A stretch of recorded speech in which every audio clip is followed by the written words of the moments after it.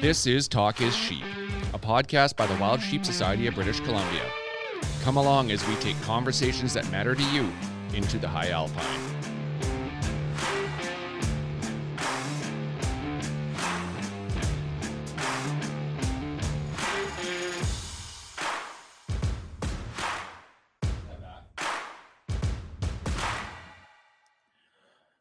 Good morning, Stephen. It is a little earlier than we normally record, but I think this one was worth it. Yeah, well, that's the thing. When Mr. Shockey says we want to record at 8:30, we record at 8:30. It's he had a tea time to make today, so he managed to sneak us in this morning, and super grateful. It's always a pleasure to talk to Jim, and you and I both follow him on social, as do millions of others, and yeah, he's got a different perspective in the world. He's a wise individual that's been around. He's seen these things. It's interesting. We learn a little bit about Jim's past on this podcast, and I kind of knew where he grew up, but I always thought he grew up in a rural environment and grew up on the farm, right? So I was a little surprised to learn about that.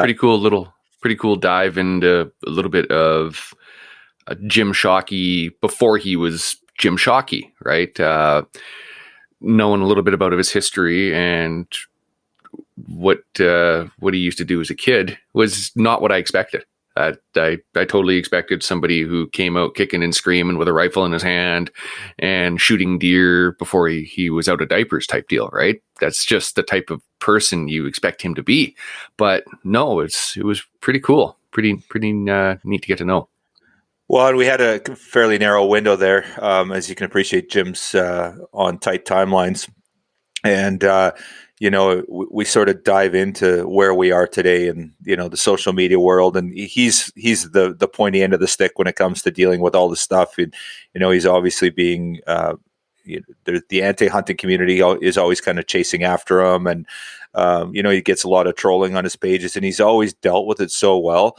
So it was really interesting to hear his perspective, and a lot of the things I've been thinking about, but he has a special way of articulating it. So yeah, it was a really interesting talk on the modern day and the woke movement and how it's affecting things, and where we go from here, right?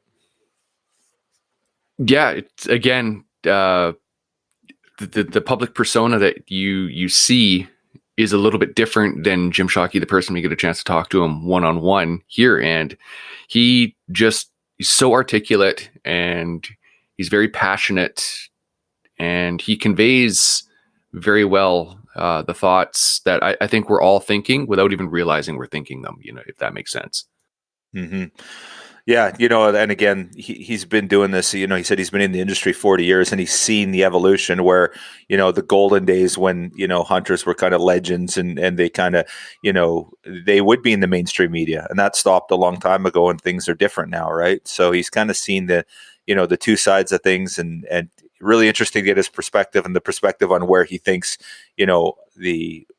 our hunting community is going in terms of relevance in the mainstream media, right? So it's or the public, I guess, not so much the media, just the general public. So yeah, definitely not afraid to pull any punches, mince any words. He knows where we've been, where we are, and where we're going, and I absolutely love that. And I think this podcast was a great way to figure that out. And it's like I said, it takes you 15-20 seconds to read one of his posts, but when you get a chance to chat like this, he gets a chance to really articulate, and it was great. I really enjoyed it. Okay, so a little housekeeping on our end. Just keep in mind our Wild Sheep raffles. We still have some tickets there, and a couple of them are going to sell out imminently. Our Desert bighorn sheep hunt is getting close, and our Barney Sheep Camp doesn't have many tickets left there. So if you're thinking about getting some WSR, you better get on them now.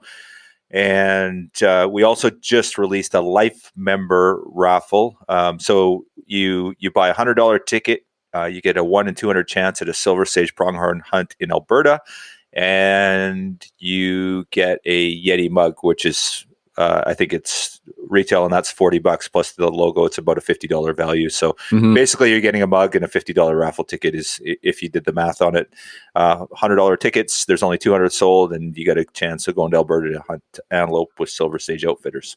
I can say they're flying. They're flying out the door. It's keeping me really, really busy. So, they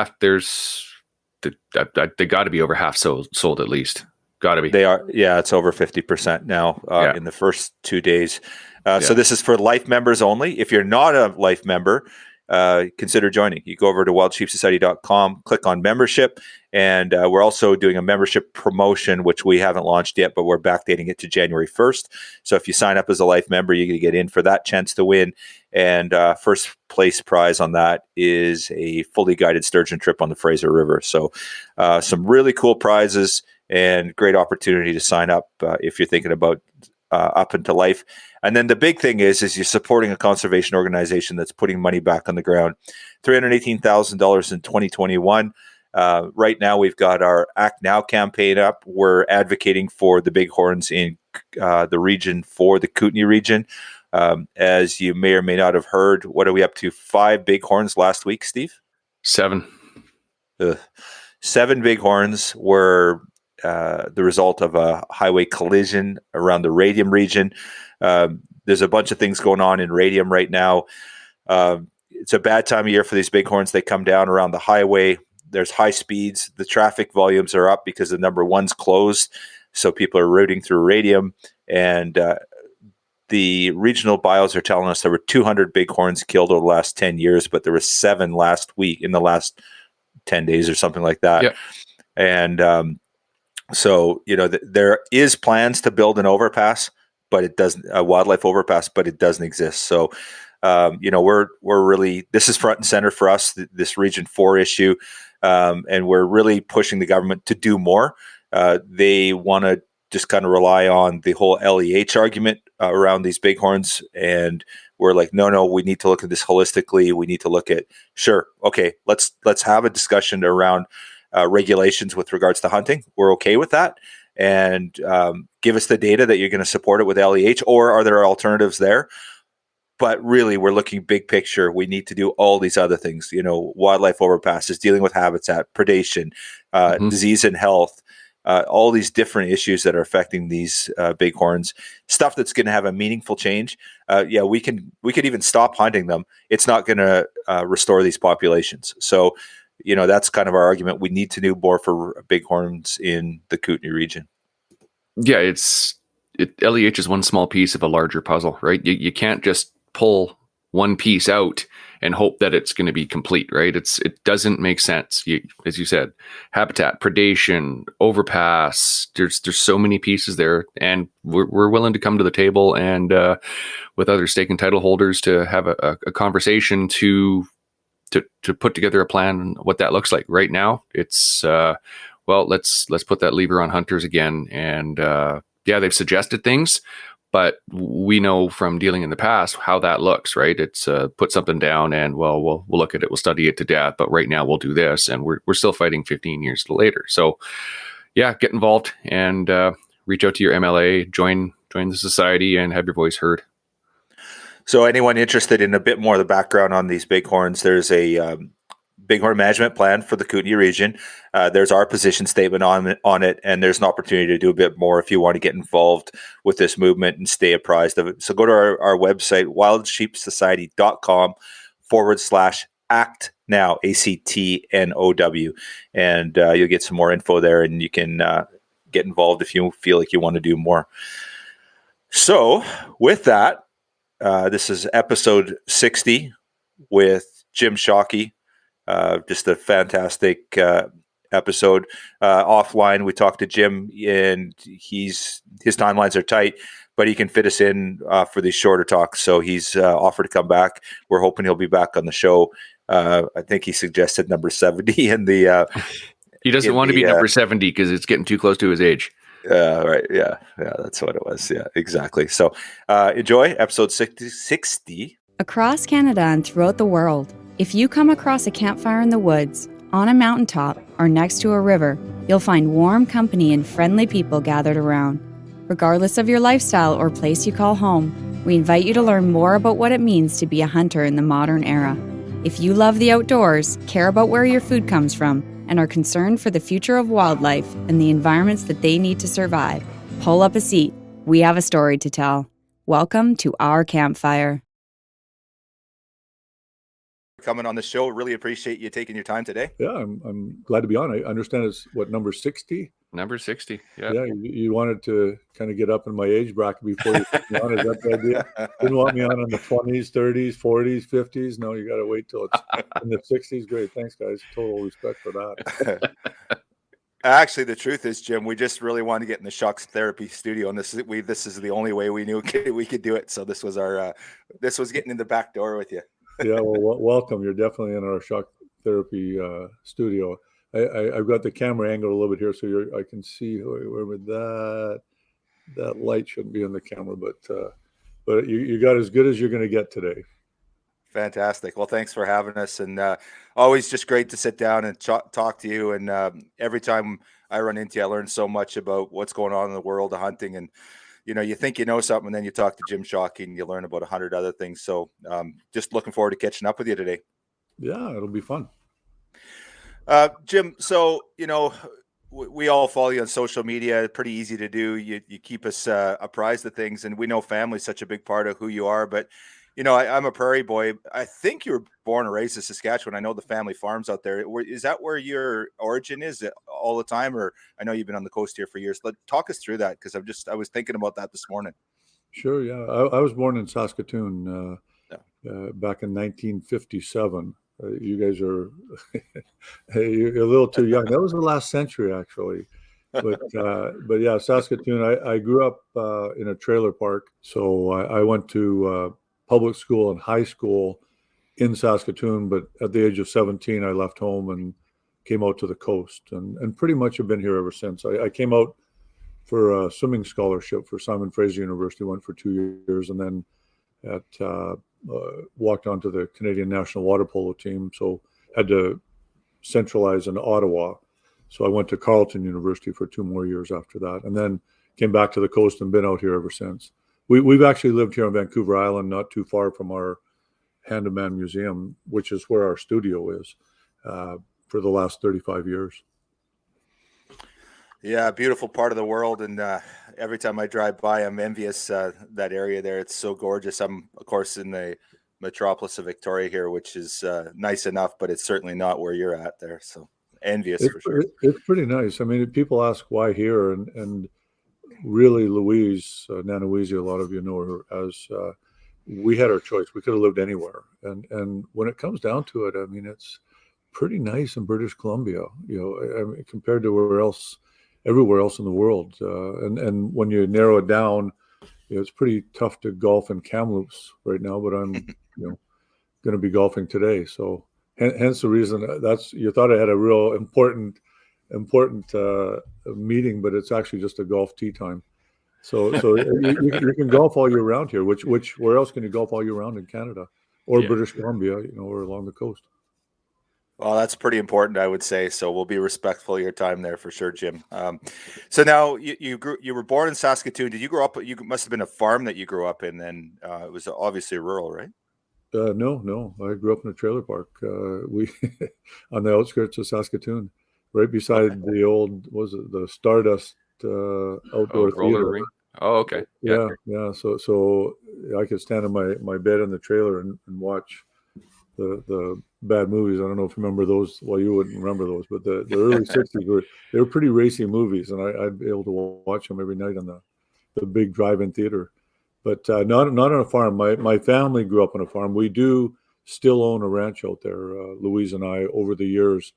My parents didn't have a lot of money, and I remember it was a major decision. Dad was and Mom were talking about buying 160 acres, a quarter of land, and it was a major. It was like $90,000 or some crazy number back then, and they couldn't do it, and I. The conversation around the dinner table was always whether Dad was going to get laid off or have a job, or, this is what I grew up with. And I just vowed that I would never, ever, ever be in that position, no matter what it would take. And how much hard work, if I had to work 23 and a half hours a day for my life, I just was never going to have somebody that could lay me off. So, and also part of that was this land in Saskatchewan. Dad and Mom decided they couldn't afford it. And so I don't know, maybe to make up or who knows what. I'm not a psychologist, but I started putting land together, and we now have 2,200 acres out there, and have had for a long time. We call it the family farm, and it was land that our family used to hunt on way back in the day. I was a kid. I used to hunt on that land. So it was, I just put it together. Now we have it out there. I don't get drawn to hunt on our land, but we do have the ranch out there just outside of Saskatoon. Cool. So now, with regards to your hunting, where did that come from? So if you're living in the city in the trailer park, was there always just? And the thing is, with you have a fascination with wildlife and history and everything like that. So paint a picture for us on the evolution of that, where that all came from, Jim. Yeah, my earliest memory, literally my earliest memory is Dad and my uncles were tearing down a granary out at, Dad grew up on a farm, so the family farm was there near Vanscoy, Saskatchewan, and they were tearing down the granary, and I was obviously too young. I don't think I was two years old, maybe 3. I don't know, probably out of diapers if Dad had me. And although maybe that was 5, I can't remember how long it took me to get out of diapers. But I remember turning over bricks and stones and pieces of board and finding beetle bugs and earthworms. So my earliest memory of catching, collecting, gathering was that. So I think it was innate, for me. I honestly believe there's a hunting gene that some of us are fortunate enough to be, natured with. And so I started at that age and graduated to mice and gophers and rabbits. And with always, there was always I couldn't wait to have the skills and to be old enough to actually be gathering, hunting and gathering the things that would provide for the family, to make the family better, to, allow us to eat. And part of that probably came because, as I said, we didn't have a lot of money. So we didn't go buy a cow. If Dad didn't get a moose every year, we didn't eat meat in the winter. I mean, I remember we didn't eat meat. I mean, it was macaroni. And it was a big deal for Dad to go that one week in November. They always went in the late season, to bring back the moose. My uncles and Dad would go out there, and when they showed back up, I'd be waiting at the window, and they'd pull up, and there'd be moose legs sticking out of the back of the truck. It's not like we were starving, but we just didn't have the money to go spend on frivolous things. And my mom was a good Ukrainian stock from Elk Point, Alberta, and always believed in healthy eating. She was way ahead of this whole organic movement. We had a huge garden always out at the farm, and she wouldn't go buy bologna or canned foods. Everything was made from scratch. So we were very fortunate that way. But it meant we didn't buy canned foods, and without meat, without bologna, it was just something that I vowed I would never do, and I would get really good at it. And that's why I worked my way up through to rabbits finally. Gophers I brought home, but I couldn't convince my mom that they were actually good eating. They are. They are. Yeah. I've eaten my fair share, but yeah, rabbits, and then finally got up into the deer. When I was 14, I got my first deer. So it was a natural thing. My dad hunted, but not. He was such a selfless man. I mean, he was the greatest man. He sacrificed his life to be able to provide for his family. he wanted to be a pilot. Well, you couldn't do that because, it didn't pay, or he wasn't willing to take the chance. He had a job, and that was always his thing. You needed to have a job where someone's, giving you a check. So he couldn't take that risk of getting into hunting, even though I think he loved it. I don't know if I'm sure it wasn't as strong as it is in me. I mean, this is who I am. I live and breathe and am, a hunter.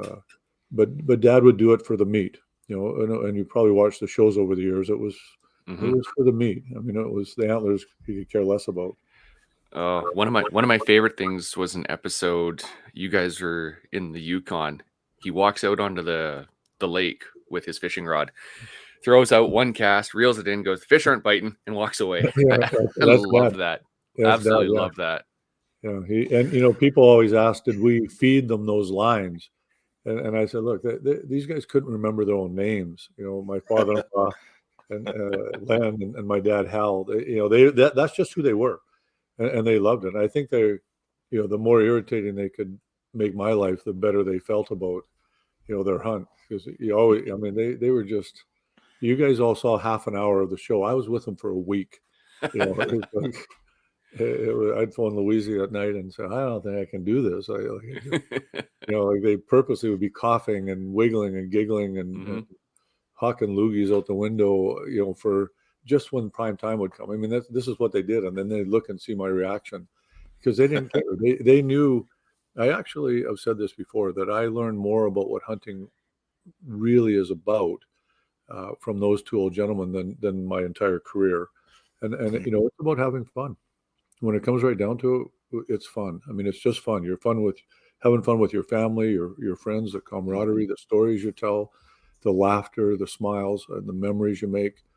That's what it's about. And they kind of taught me, where I was pretty focused on trying to get them their deer. Well, they knew that's that the kill on any hunt is it's this much. It may be the motivator for us to get out there and freeze our tails off in the cold Saskatchewan winter, but it's not what hunting's truly about. And they taught me that. So how do you go from water polo and university to basically a full-time hunter? And I know there was the furniture shop and a whole bunch of other things going on there too, but I guess what were you taking in university, and what was the evolution to, I guess, the guide outfitting business, and then I guess the TV business as well too, Jim? Holy cow, you're asking for a biography here. You asked the question, you're going to get it, so be careful what you ask for. I went to Simon Fraser, as I said, on a swimming scholarship, so I was all-American swimmer. But I mean, up and down the swimming pool, like that's pretty brutal on the brain. But I loved water polo. That's a good, tough, sport. I just loved the game and was fast. Had pretty good hands. So I stopped swimming in 2000. Well, I don't remember what years. 19. Holy cow, 1970. And I decided to switch from being a swimmer to a water polo player. I started playing for Simon Fraser University. I was taking kinesiology at the time, and I said that I was on scholarship.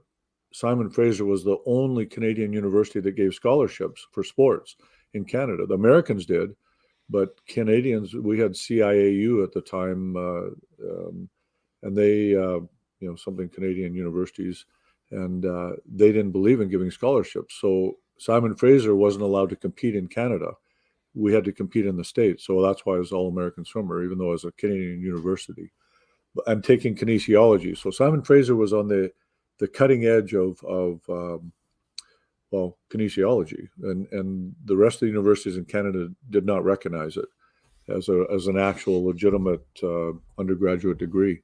So when I transferred out to Carleton University in Ottawa, the national water polo team, they picked me pretty quickly. I mean, I was a good player, and fairly big. Although I learned when I got into the water polo, I was the third smallest on our team.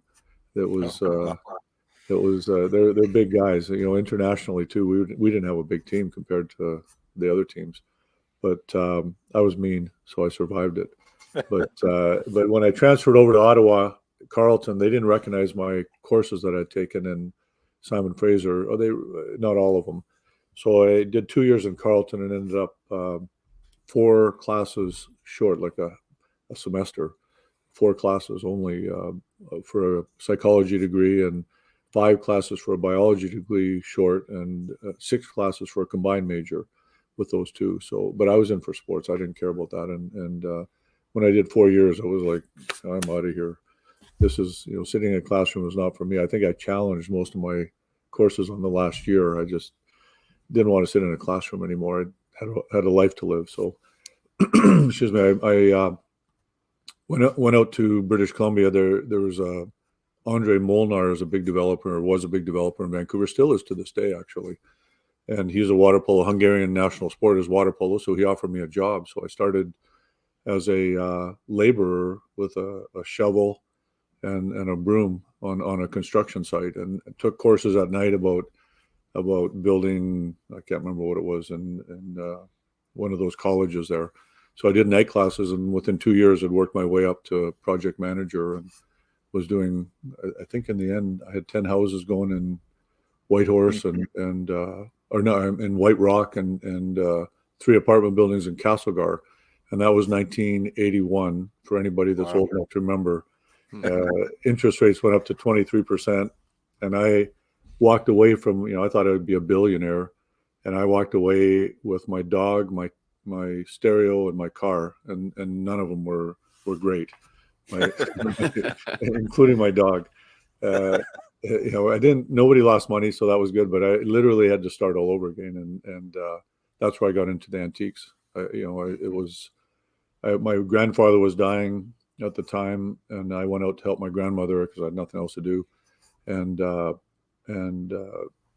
she gave me $300, and she, Ukrainian lady, she died at 99, still living. Well, at 98, was still living in the original sod house that they built in 1929. My grandfather and her, and no running water, no plumbing. This is in Alberta, in Elk Point. I mean, it's cold in the winter. No plumbing, no nothing. Had her goats in the house and chickens out the front there, and so she gave me $300 and for helping her with my grandpa, and she said, "Don't spend it on food. You cannot starve in this country." She said, "Go buy something for $50, sell it for $100, and keep doing that." And she said, "That's how you'll make money." And so I did. I went back out to the coast, and excuse me, it didn't make sense to buy furniture. Because you buy it from IKEA, it's worth, a fraction, 5% of what you spent on it the day before. But if you went and bought an antique, it's worth the same money at least. And if you bought well, it's worth more. And you refinish it, you make a little more money. So I went around to garage sales and started selling antiques in Vancouver, out in the Dunbar area. Pretty fancy area. I rented a house, rented the upstairs to 3 graduate students, and I lived in the basement with a ceiling that was it was 5.5 feet, the ceiling, and I'm 6'3", so I banged my head so many times, and when I actually used plastic, clear plastic, to sheet off a bedroom for myself, and I lived down in my workshop, and I refinished furniture and sold it at garage sales on the weekend. Until the city shut me down. There was a lineup of cars, and I was bringing loads with my van from Saskatchewan, and they said, "You running a business?" And there's 50 cars lined up and people all over the yard and furniture stacked everywhere. And I'd show it in the upstairs. So those graduate students, that was the deal. I'll furnish it, but I get to sell it anytime, come upstairs anytime I want, and show people whatever furniture, and I'll replace it, but it was my showroom. So yeah, then I had to start an antique. I had to actually go legit, and I had an antique store in Vancouver, Folk Art Interiors down on 10th Avenue, and eventually had a big gallery down in Yaletown before Yaletown was Yaletown, and a big warehouse down in Yaletown as well.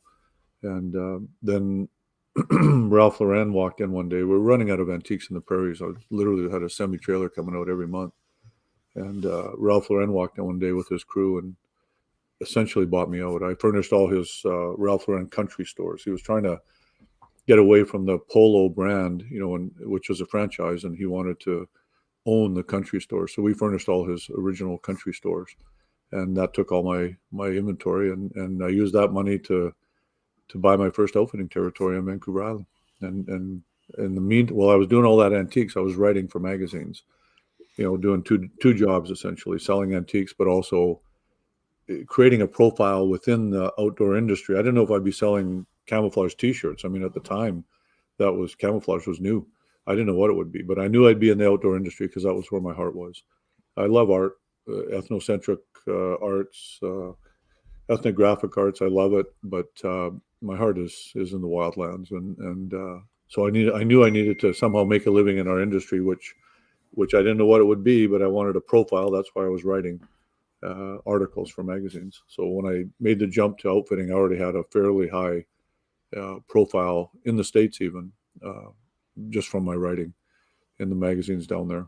So that pretty well brings you full circle. Sorry for the Coles Notes version, but if you want the long version, you better have more time. Yeah, exactly. We need a longer podcast. So you bought your Vancouver Island, I guess, Black Bear outfit, and then so today you have Rogue River, and then you also have your Saskatchewan outfit as well. Is that the three that you're running currently, Jim? Correct. Yeah, but I haven't actually taken anybody in Saskatchewan.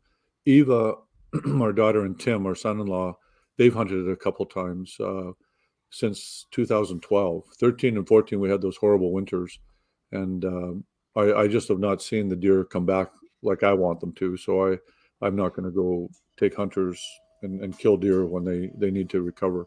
So it's been a long time. I mean, 10 years since we've really used the Saskatchewan, it's Canadian Whitetail Adventures operation. So we've got a lodge out there in Smeaton and quite a large territory, 40 whitetail tags.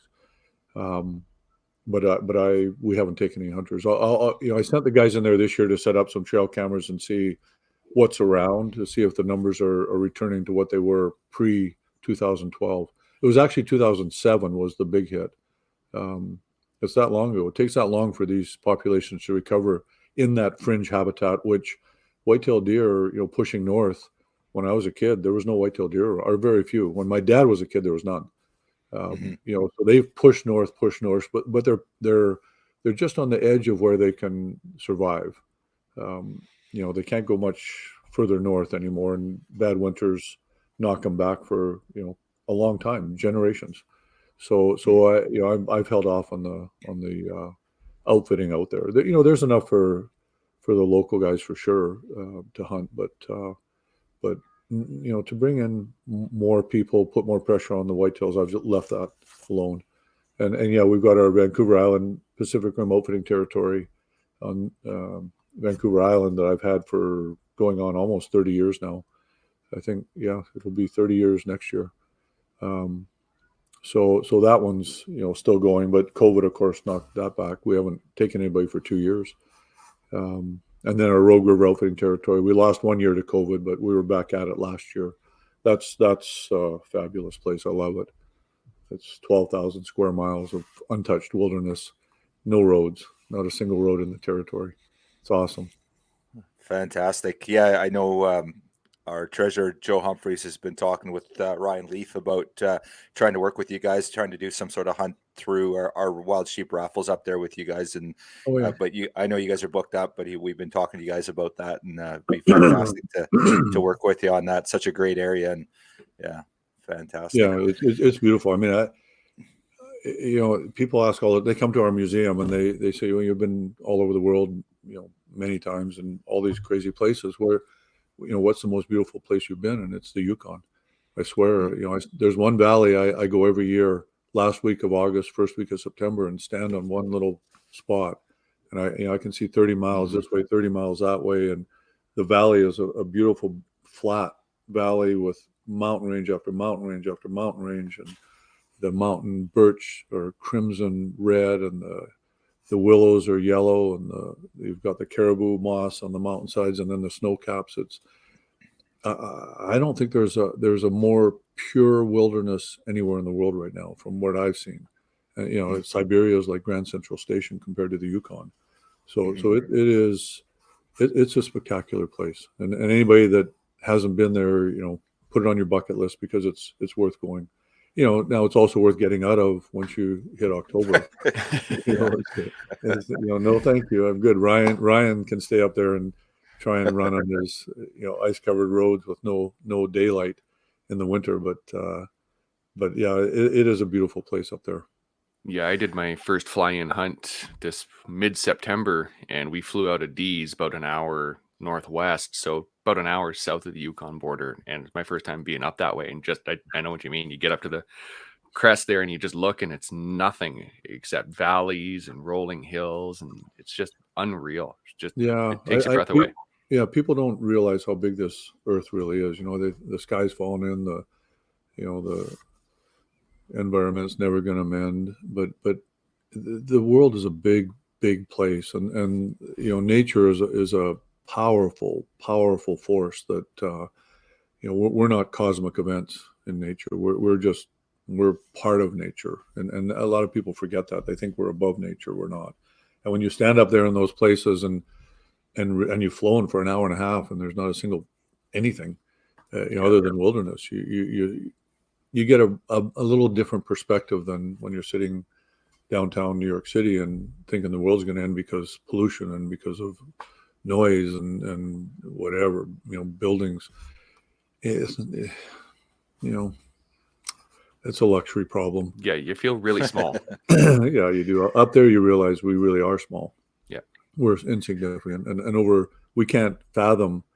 You're looking at land that hasn't been touched since the last ice age, 15,000 years up there, if it was touched, because there was a corridor. And it puts in perspective that, we didn't cause the last ice age, but we were a mile deep right here in ice.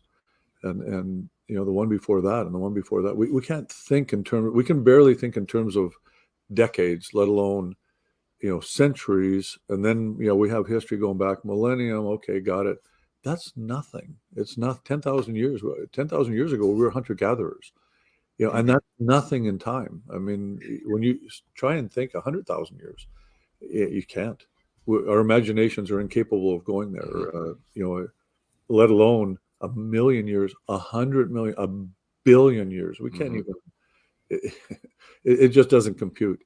But when you stand up in those places, you come the closest you can. I guess, I don't know. I say it's to your ancestral soul, where you're you kind of, I don't know, you see, and I don't, I don't know. I'm talking metaphorically here, but the Yukon is a very, very special place, and any of these wildlands that we have here in British Columbia, Alberta, I mean, Northwest Territories, all of these places are. They're spectacular. Saskatchewan, I don't want to leave out anybody, but everybody that I haven't mentioned, I'm including you. But, Utah's a spectacular place. So Jim, let's segue a little bit. Then we talked about you being up there in these beautiful spots and these beautiful worlds that we live in: BC, Yukon, Alberta, Saskatchewan. But now there's all the noise, everything going on in the world around us, and you're in the racket with the social media world and dealing with, kind of being always on the attack, attacked by, different groups and stuff.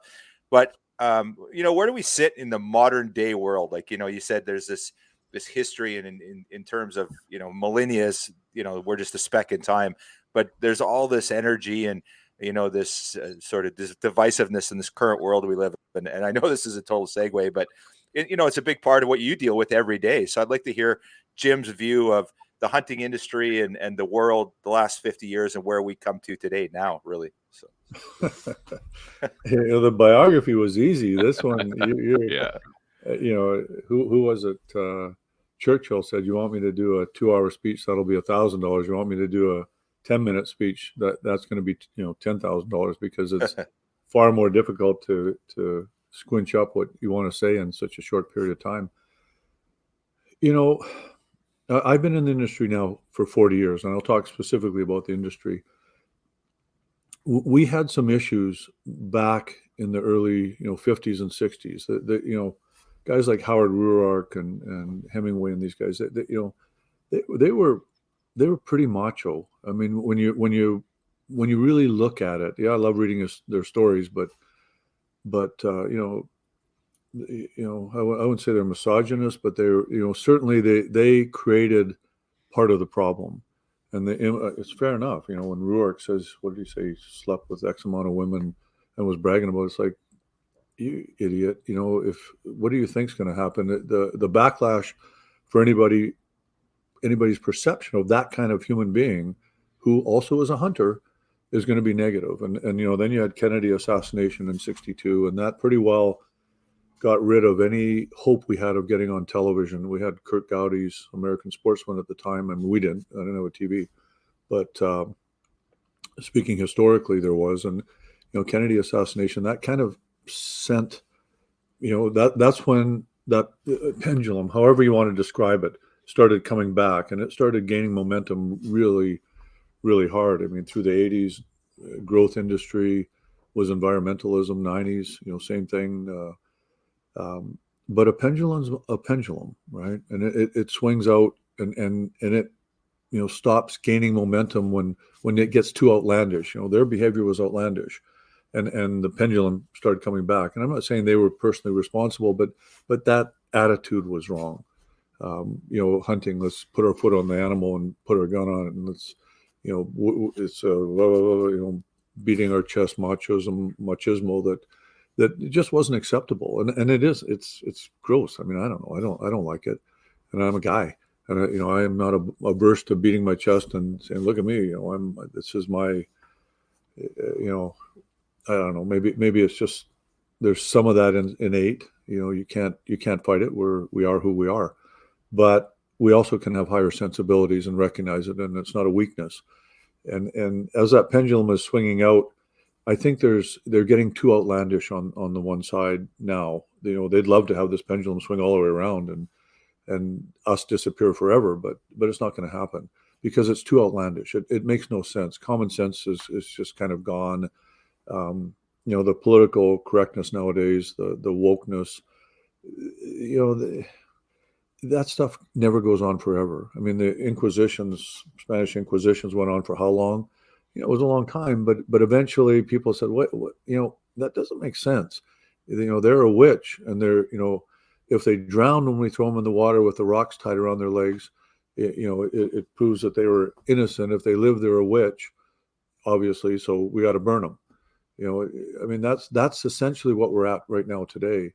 And it, you know, it won't keep going. It just won't keep going. And I'm not, you know, I'm speaking a little bit under my hat here, out of my hat, because you know, I'm not old. I wish I was 400 years old. I could probably give you a lot wiser take on this, but you know, just I read a lot, and I'm interested in these kind of things, and history, you know, has repeated itself, and that's what I'm saying is that yeah, social media is a bad thing if it's misused, and it can be misused, and it is misused, but it's also a powerful tool that we have at our disposal if we use it correctly.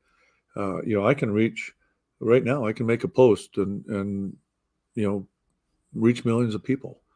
You know, I couldn't do that back in the 80s. You know, I could write a magazine and just hunters would read it. Right now, if I want to say something that reaches outside of the hunting world, I can do that in a heartbeat. You know, just with that's the good news. The bad news is I can reach outside of our industry in a heartbeat. You know, with just something that I say or a photograph I post that that is inappropriate and I'm not saying it's wrong. I'm saying it's inappropriate for the people that don't understand the context of the photograph or what I'm saying. So I, you know, in my position with the reach that I have and the voice that I have, I'm very cognizant of that, and I don't.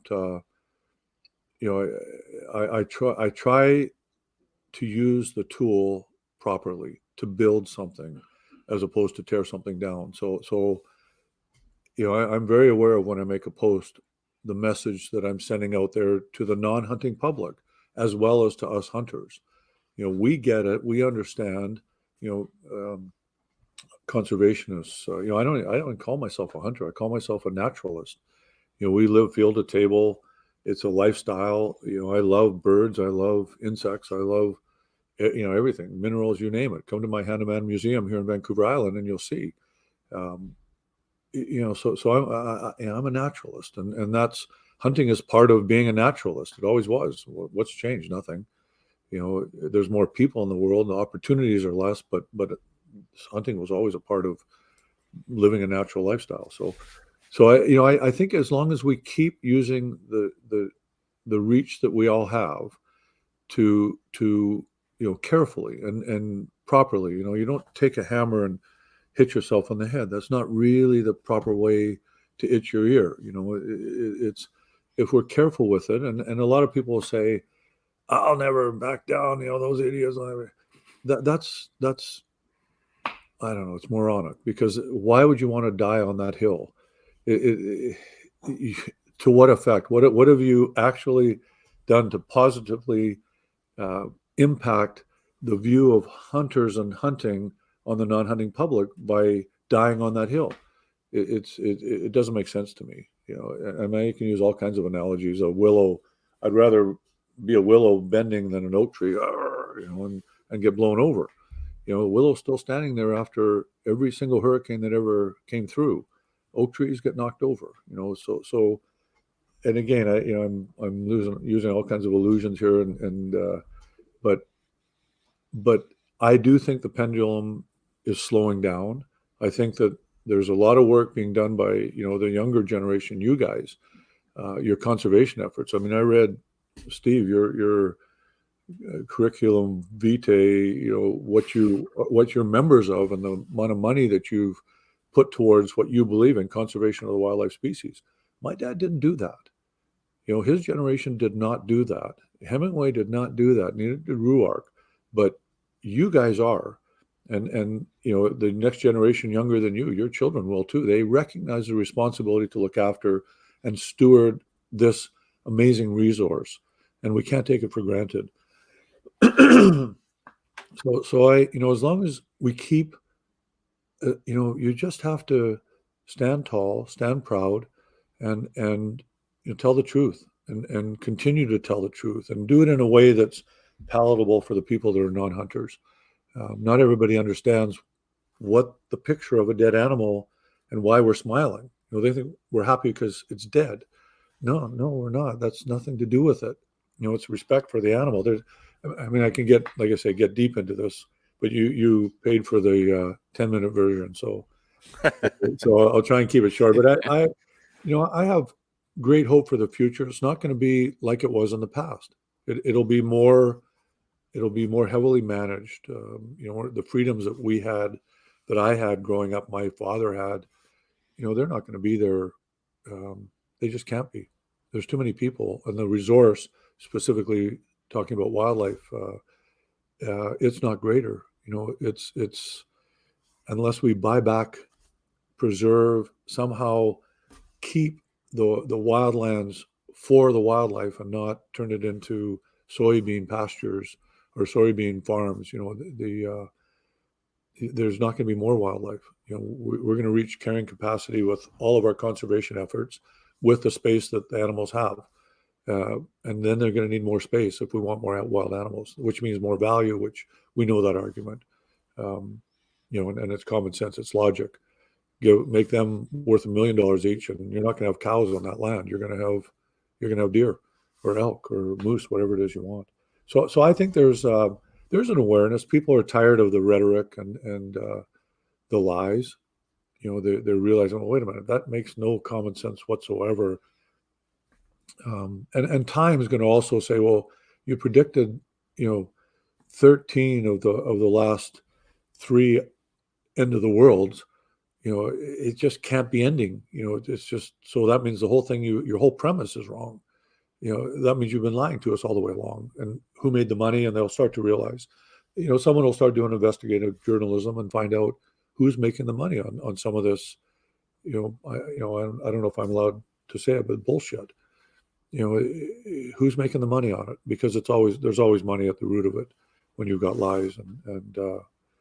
So I think that the pendulum is going to start coming back. And I think hopefully, maybe not in your generation, but the next generation, hunting and hunters will be perceived differently. And it's because of the little bits that all of us are doing to help that. And social media is a great tool for doing that, reaching out to people that don't hunt with our message. Certainly, the mainstream media is not doing it. Although there's the odd person now starting to do that. I mean, I saw an article in the Wall Street Journal about a snowboarder that hunts, and he said, "Yeah, I lost sponsors, but I don't care. I'm tired of living a lie. I'm telling you the truth. I think it's great." And the Wall Street Journal printed it. I don't know if it was in their actual print version of their newspaper, but it was certainly online. And last time I saw that was 1994 when Wall Street Journal did a print article on me and hunting bears on Vancouver Island. So you certainly wouldn't have seen that 10 years ago. So 20 years ago that kind of ended. But now they're coming back, and there's journalists willing to tell the truth and not be afraid of being committing suicide, figuratively speaking, for their career. So yeah, I have hope for the future, and a lot of it they can say when they're confronted with somebody, why do you do that? Why do you kill animals? It's because you love killing, you bloodthirsty love. Well, no, it's not. Actually, no. And you're doing that right now. So yeah, I'm bullish on the future of hunting and hunters. Well, that's encouraging, Jim, and no surprise coming from you, always seeing the positive. And I tend to agree with you. I do see that pendulum slowing significantly, and there's just a change that you can feel. And as we know, though, with this stuff, it all takes time. So it's not going to happen tomorrow, but I feel we're going in the right direction, or at least we're stemming the tide of what's happening. Yeah, exactly. We're tying it off with a tourniquet, and now we'll start the healing process. But it'll take time. Education always takes time when you've got an ideology that's so deeply embedded in our society. It's going to take time to fix that. Well, that's encouraging, Jim. I know you have a tea time, and we got to be respectful of your time here. And love to. I could chat to you for 4 hours, and love every time I run into you. So we'll be respectful of that. Just thank you again for coming on the show, and look forward to maybe doing this again in the future, and maybe we'll have even more positive talks coming up here. So, well, hopefully you don't wait till the 70th podcast. I'm available anytime, guys. I'm a huge supporter of you, the Wild Sheep Society, and I always have been. So I don't mean financially, but I mean just believe in it and do whatever I can to help out. So anytime you want me on, just get a hold of me. And mornings are the best time, before tea time, obviously. I appreciate it, Jim. Good luck, and look forward to seeing some low scores on the scorecard today. I wouldn't hold your breath, but I'll be doing my best. Awesome. Enjoy. You betcha. Thanks, guys.